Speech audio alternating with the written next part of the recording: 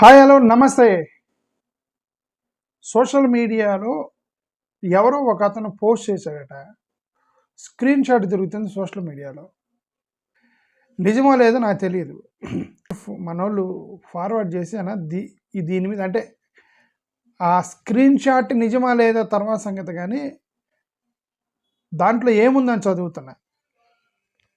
500 మంది దళిత ఉద్యోగులు సర్టిఫికెట్లు వెరిఫికేషన్ 3 నెలల్లో చేయించాలని పెట్టుకొని పనిచేస్తున్నారట గవర్నమెంట్ వాళ్ళు.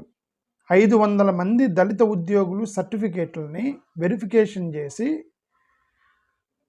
అంటే వీళ్ళందరూ ఎవరు? దళిత క్రిస్టియన్స్ అనమాట. చర్చిలకు వెళ్ళి 500 మంది దళిత ఉద్యోగుల్ని సర్టిఫికేట్లు వెరిఫికేషన్ చేసి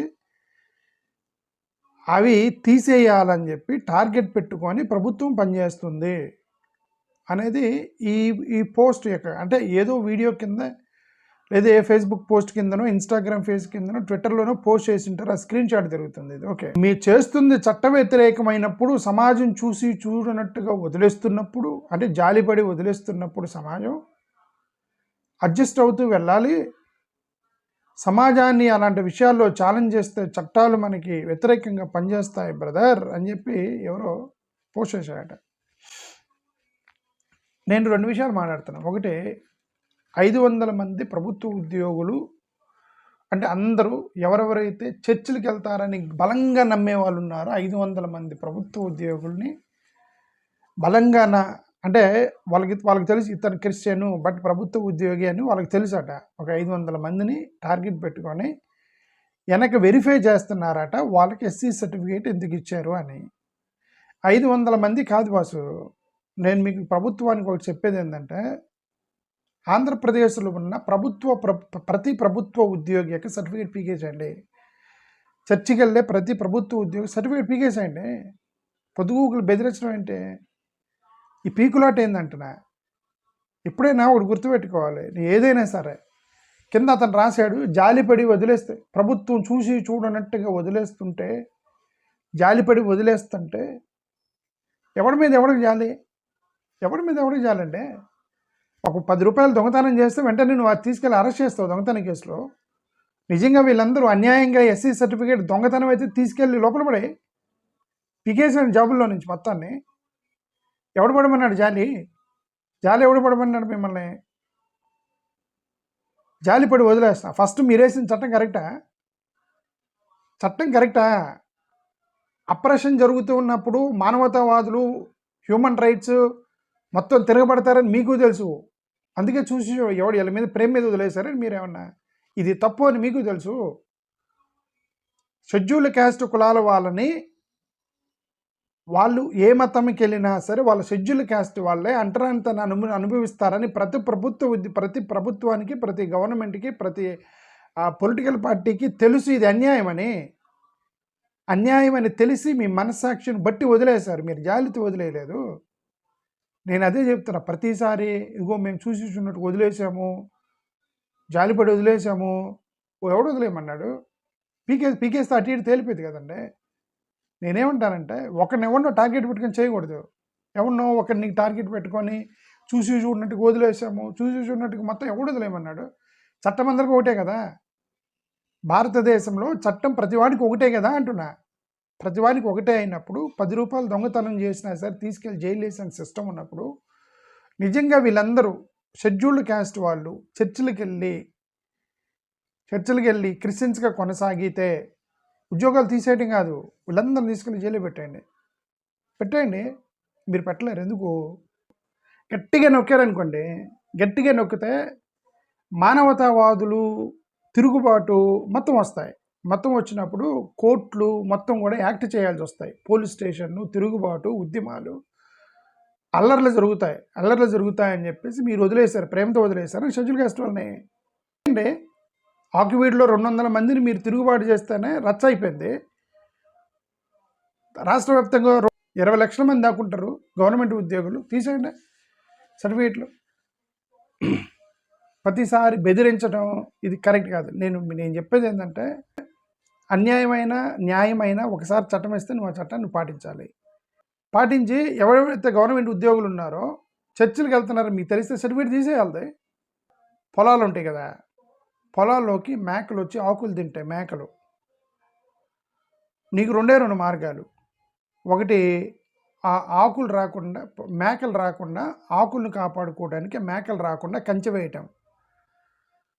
మీకు చేతనైతే కంచె వేయటం, రిస్ట్రిక్షన్ పెట్టడం, మేకలు రాకుండా చూసుకోవటం ఒక మార్గం. రెండోది, మేకలు వచ్చినాయి అనుకోండి, నువ్వు వదిలేయాలి. నువ్వు కంచె వేయటం నీకు చేత కాకపోతే నువ్వు వదిలేయాలి. అంతేగాని అవి మేకలు, అవి ఆకుల కోసం లోపలికి వస్తాయి. అది మేకతత్వం. మానవత్వం లాగా అది మేకవత్వం. అది మేకవత్వం ఏంటి? ఆకులు తినడానికి చెట్ల కిందకి లోపలికి వస్తాయి. అవి నీ పొలంలోకి వచ్చినాయి కదా అని చెప్పేసి దాన్ని నువ్వు కోసి కూర ఉండకూడదు. మేకలు మన పొలంలోకి దూరినాయి కదా అని చెప్పేసి కట్ చేసి మటన్ చేయకూడదు. దాన్ని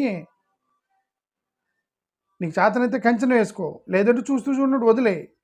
దళిత క్రైస్తవ సంగతి కూడా మేము అదే చెప్తున్నాం. ప్రభుత్వ ఉద్యోగులకి మీకు చేతనైతే చట్టం అన్ని ఇంప్లిమెంట్ చేయి.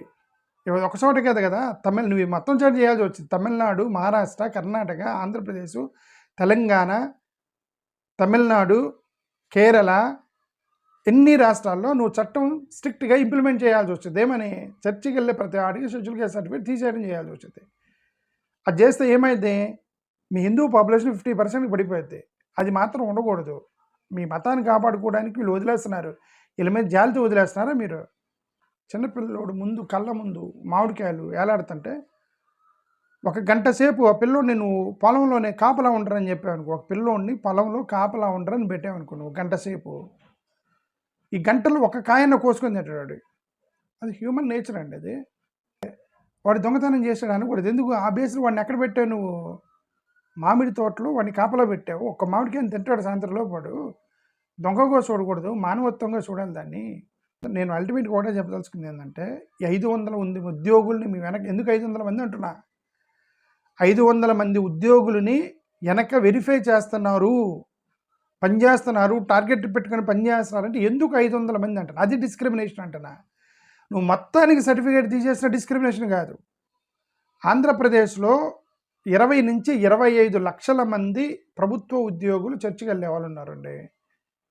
20 నుంచి 25 లక్షల మంది ప్రభుత్వ ఉద్యోగులు చర్చికి వెళ్ళే వాళ్ళు ఉన్నారు. దమ్ముంటే, కెపాసిటీ ఉంటే, చట్టం మీద గౌరవం ఉంటే మొత్తానికి 25 లక్షల మంది తీసేయాలి. అసలు ఎవడు లేకుండా మొత్తాన్ని తీసేయాలి. శ్రీకాకుళం మొదలెట్టుకొని కడప వరకు ప్రతి గల్లీలో, ప్రతి మాలపల్లిలో, మాదిగపల్లిలో సర్టిఫికేట్లు తీసేసుకుంటూ పోయి బీసీసీ సర్టిఫికేట్ ఇచ్చుకుంటూ పోండి వాళ్ళందరికీ. కెపాసిటీ ఉంటే, దమ్ముంటే. అది లేనప్పుడు వదిలే. 500 మందిని ఎందుకు టార్గెట్ అంటున్నా? ఎవరు 500 మంది? ప్రభుత్వానికి వ్యతిరేకంగా పనిచేస్తున్నారా? మీ పార్టీకి వ్యతిరేకంగా పనిచేస్తున్నారనా? ఏదైనా మీకు ఎదురు తిరిగిన వాళ్ళని ఐడెంటిఫై చేస్తారా 500 మంది? దాన్ని చట్టం అంటారా? ఇది లీగలా, ఇల్లీగలా? కావాల్సిన వాడిని కొంతమందిని టార్గెట్ చేయడం లీగలా, ఇల్లీగలా? మీరే చేస్తుంది ఇల్లీగల్. ఇల్లా you are doing illegal job. Your bureaucracy is illegal bureaucracy. ప్రభుత్వం ఇల్లీగల్ ప్రభుత్వము, చట్టాలు ఇల్లీగల్ చట్టాలు. నేను మళ్ళీ ఇంకోసారి చెప్తున్నాను, 1950 షెడ్యూల్ క్యాస్ట్ ఆర్డర్ పారా 3 ప్రకారం దళిత క్రైస్తవులు చర్చిలకు వెళ్తే షెడ్యూల్ క్యాస్ట్ స్టేటస్ కోల్పోయే పని అయితే, ఎక్కువగా దళితులు చర్చిలకు వెళ్ళేటువంటి రాష్ట్రాలు మహారాష్ట్ర, కేరళ, కర్ణాటక, తమిళనాడు, తెలంగాణ, ఆంధ్రప్రదేశ్, వీళ్ళే. ఒరిస్సా ఈ 7 రాష్ట్రాల్లో మొత్తానికి ఎస్సీలు మొత్తానికి సర్టిఫికేట్ తీసేయండి. అది తీసేస్తే సౌత్ ఇండియాలో హిందూ పాపులేషన్ 50% పడిపోయింది. అది మీకు తెలుసు. దయచేసి బెదిరించకండి. నేను ఈ వీడియో ఎందుకు మాట్లాడుతున్నానంటే, 500 మంది టార్గెట్ చేశారంటే అదే న్యాయం అనిపించింది. వీళ్ళు చర్చికి వెళ్తా షెడ్యూల్ క్యాస్ట్ స్టాటస్లో కొనసాగడం అన్యాయం కాదు. మోరల్గా వాళ్ళ రైట్ అది. మోరల్గా వాళ్ళకి రైట్ అది. అది తప్పు. నువ్వు ఇచ్చిన చట్టమే తప్పు. ఇల్లీగల్ చట్టం. పిచ్చితొక్కులకు జుట్టు కత్తిరి ఇచ్చుకుంటే ట్యాక్స్ వేసినట్టుగా. దళిత మహిళలు ఎక్కడో కొన్నూరు లాంటి, ఎక్కడో కేరళలో బ్రెస్ట్ ట్యాక్స్ వేసినట్టుగా చర్చికి వెళ్తాను నువ్వు సర్టిఫికేట్ చేస్తానని నువ్వు చట్టం వేసావు. పిచ్చితొక్కులకు కాదు బెటర్. దీని మీద, ఈ చట్టాల మీద పిచ్చితొక్కులకు బెటరు. రాజు బెటరు. వాడికి ట్యాక్స్ వేసి వదిలేశాడు. మీరు జీవితాలతో ఆడుకుంటున్నారు. ఇక్కడ మీరు జీవితాలతో ఆడుకుంటున్నారు. సర్టిఫికేట్ తీసేయటం అనేది జీవితాలతో ఆడుకుంటున్నారు. రిజర్వేషన్ అనేది వాడి జీవితము, ఒక కుటుంబము, ఒక ఫ్యామిలీ రిజర్వేషన్ అనేది తరతరాలుగా వాళ్ళ ఫ్యామిలీ తరతరాలుగా పుట్టిన పిల్లలకు పుట్టిన పిల్లలను అన్యాయం అయిపోయేటువంటి స్కీమ్ ఇది. అన్యాయమైన చట్టం అయినప్పుడు అన్యాయమైన చట్టాన్ని ఇంప్లిమెంట్ చేసేప్పుడు ఇంప్లిమెంట్ చేయండి. ఎందుకు 500 మందిని టార్గెట్ పెట్టారు అంటున్నా. ఎందుకు 500 మందిని టార్గెట్ పెట్టుకొని పనిచేశారని ఎవరో ఒక అతను పోస్ట్, అది నిజమో లేదో నాకు తెలియదు, పోస్ట్ చేసిన దాని గురించి చెప్తున్నా. ఎవరో పోస్ట్ చేశారు. చంద్రబాబు నాయుడు గారు 1998 మెమో అని ఒకటి వేశాడు ఆయన. చంద్రబాబు నాయుడు గారు 1998 మెమో ఎందుకు వేశారు? మాల మహానాడు మాదిగ దండోర ఉద్యమం జరుగుతుంది వర్గీకరణ కోసం 96లో వర్గీకరణ చేస్తే 97, 98 ఆ టైంలో విపరీతంగా మాల మహానాడు మాదిగ దండోర ఉద్యమాలు జరుగుతుంటే ఉద్యమాన్ని నొక్కి పెడతానికి, ఉద్యమాన్ని అణచిపెడతానికి 1998 ఒక మెమో జారీ చేశారు చంద్రబాబు నాయుడు గారు గవర్నమెంట్లో. ఎవరైనా సరే బొమ్మలున్నా క్యాలెండర్లున్నా సర్టిఫికేట్ తీసేయండి, తీసేస్తే భయపడి రారు ఎవరు అని చెప్పేసి భయపెట్టారు వాళ్ళని. ఇప్పుడు వీళ్ళందరూ కూడా మాలాంటి వాళ్ళు, మా ఏడిఎస్ లాంటి వాళ్ళు, మేమందరం కూడా బజార్లకు వచ్చి రోజు బేసికి వచ్చి బహుజన సమాజం బహుజన ప్రభుత్వం అనేసరికి ఈ 500 మంది ఉద్యోగులను టార్గెట్ చేస్తున్నారా? అంటే అది పోస్ట్ కరెక్ట్ అయితే, సోషల్ మీడియాలో తిరుగుతున్న పోస్ట్ కరెక్ట్ అయితే ఓకే. నాకు అది పంపించిన అతను ఎవరు, అతను పోస్ట్ చేసింది ఎవరు అంటే తెలుగుదేశం కార్యకర్త అన్నారు. అతను తెలుగుదేశం కార్యకర్త అన్నట్టు అది పోస్ట్ చేసింది కూడా. ఏమి 500 మంది తెలుగుదేశం కార్యకర్త అండి తొక్కేస్తారా 500 మంది? ఓకే. ఇప్పుడేంటి మళ్ళీ భయపెడుతున్నారా? వీళ్ళందరూ మళ్ళీ దళిత సంఘాలు, దళిత ఉద్యమాలు, పాసల ఉద్యమాలు, దళిత క్రైస్తవుల ఉద్యమాలు, దళితుల ఉద్యమాలు అని వీళ్ళందరూ ఉద్యమాల గురించి మాట్లాడుతున్నారని భయపెడుతున్నారా? భయపెట్టడానికి ప్రయత్నం చేస్తున్నారా? నేను అదే చెప్పేది. నిజంగా చిత్తశుద్ధి ఉంటే, నిజమైనటువంటి పరిపాలకులైతే, న్యాయవస్తులైతే, ధర్మ పరిపాలకులైతే, నిజాయితీ పరులైతే, నిజంగా దమ్మున్న వాళ్ళైతే, కెపాసిటీ ఉన్న వాళ్ళైతే మొత్తానికి తీసేయండి, లేదా మొత్తాన్ని వదిలేయండి. ఎందుకు 500 మందిని టార్గెట్ చేశారని అడుగుతున్నా. నా ప్రశ్న తప్పే ఉన్నదా దీంట్లో?